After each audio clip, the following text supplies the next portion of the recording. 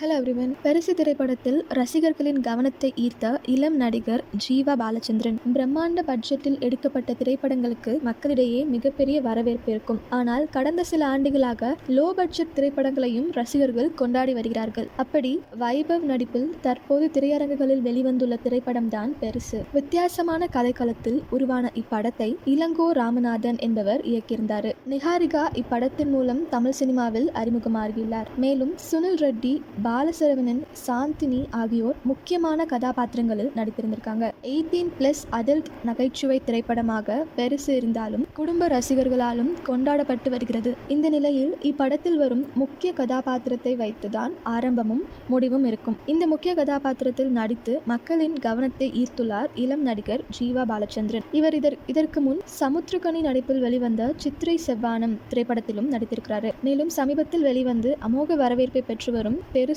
திரைப்படத்தில் இவருடைய நடிப்பு ரசிகர்களிடையே நல்ல வரவேற்பை பெற்றுள்ளது என்பது குறிப்பிடத்தக்கது.